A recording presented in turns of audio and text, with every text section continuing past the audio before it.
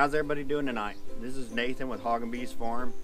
So the last couple weeks I've seen a whole bunch of videos from a lot of the people that I watch on YouTube that have been saying just start documenting what you're doing. So I already had a bunch of film equipment. I've done videos before. I used to shoot video for the church that we went to, and I've got a camera and a drone, so I thought, you know, maybe these people are telling me something and it's time to start documenting. So tonight we're going to do a little walk around the farm and show you what we got. Up front of the porch, this is our volunteer garden.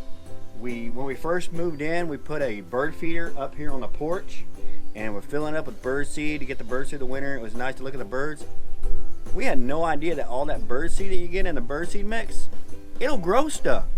We got some ryegrass and a little bit of everything. We got some sunflowers that are going to come up. This is our garden.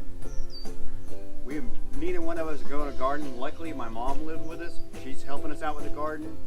This ground had never been broke before. It had grass here. We didn't have an opportunity to put anything down on it to kill out all the grass. That's coming this fall. We're going to do a lot more prep coming the fall to have a better garden next year. But of course, all I've heard is if you're going to plant, plant. So we planted. We planted what my wife likes to eat. I don't eat a lot of vegetables, but I do like salsa, so we did a lot of salsa. We did a lot of tomatoes, romaine tomatoes, some big boy tomatoes. We did lots of different peppers. We did some lettuce. We're doing onions. We're doing corn, cauliflower, and right now it's a mess.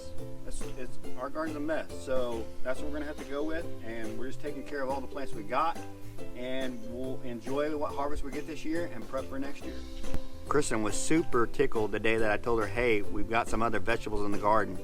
I just brought her a picture of the squash that we have. It's not big, but at least it's something growing out here.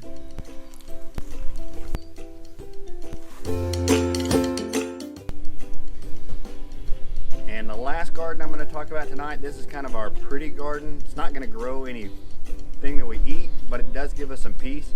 The first kind of decorative garden we've ever done, we tried to go with simple plants that will kind of take care of themselves. And we basically did this. It's kind of hugelkultur. It's got wood chips in it, covered with soil, then covered in mulch. And we've got a lot of plants that don't need a lot of us to intervene because we would not be able to keep them alive. So we call this the Larage garden. Every garden's gotta have a fancy name, right? This is the garden that's between our living room and our garage. The Larage garden. And I know you're asking, what about those shoes?